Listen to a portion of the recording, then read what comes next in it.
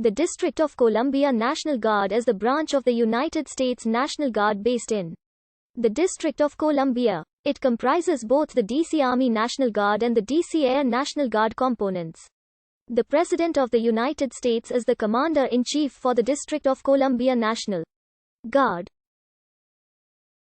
Command is exercised through the Secretary of Defense and the Commanding General. Joint Force Headquarters, District of Columbia National Guard.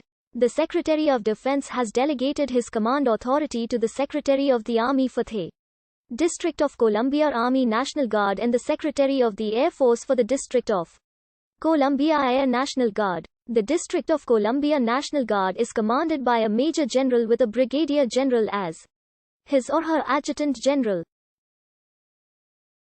The Mayor of the District of Columbia, the United States Marshal for the District of Columbia, or the National Capital Service Director may request the Commander-in-Chief to aid them in suppressing insurrection and enforcement of the law. However, there is no chain of authority from the District of Columbia to the D.C. National Guard. The Residence Act of 1790 established that the country would create a new capital city rather than selecting an existing city. In 1801, the Organic Act designed District of Columbia as the capital of the United States and put its governance under the control of Congress.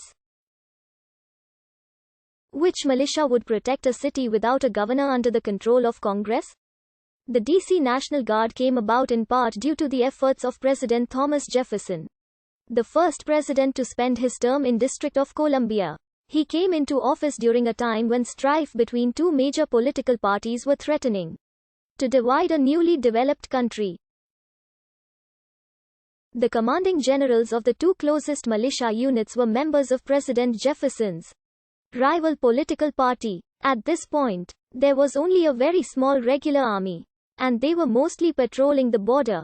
If a state's militia tried to force political will, there would be no way to keep them from marching on the Capitol and coercing or overthrowing the government.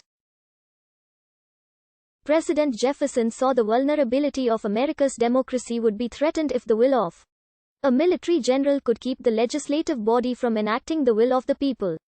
To prevent this, the militia of the District of Columbia was created in the Assumption Act of May 3, 1802. Due to the fact that the District of Columbia is not a state, the D.C. National Guard is the only local National Guard with a national mission to protect the federal government, a mission reflected in its motto, Capitol Guardians. On October 30, 1802, the D.C. militia held its first muster.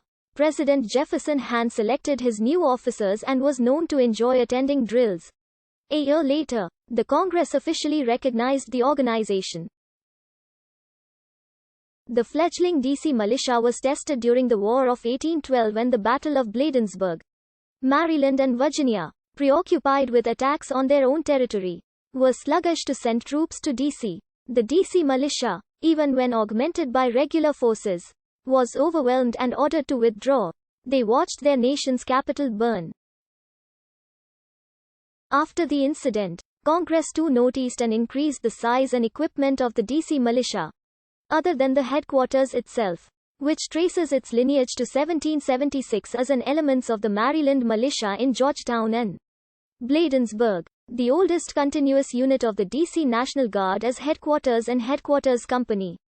372nd Military Police Battalion, which traces its lineage to the Washington Light Infantry organized in 1836 by John A. Blake. The War of 1812 would produce an American treasure and one of the most famous veterans of the D.C. National Guard, Francis Scott Key. Key was a lieutenant with the Georgetown Field Artillery of the D.C. militia. During the British bombardment in Baltimore Harbor, he was sent to Maryland to negotiate with the British for a prisoner exchange. After negotiations, the ship's commander felt Key had seen too much and needed to stay on the ship through the rest of the attack on Baltimore's Fort McHenry. The following morning, Key observed the flag still flying above the fort and was inspired to write the poem that became the lyrics to the Star-Spangled Banner, the national anthem of the United States. The D.C. National Guard has played a pivotal role in presidential inaugurations, a tradition starting in the earliest days of the nation. The DC Militia or National Guard has been at every presidential inauguration beginning with an honor detail which rode with President Washington in recognition of his time as Virginia's militia commander. The DC Guard's participation in inaugurations may be that old, but certainly takes form in 1860.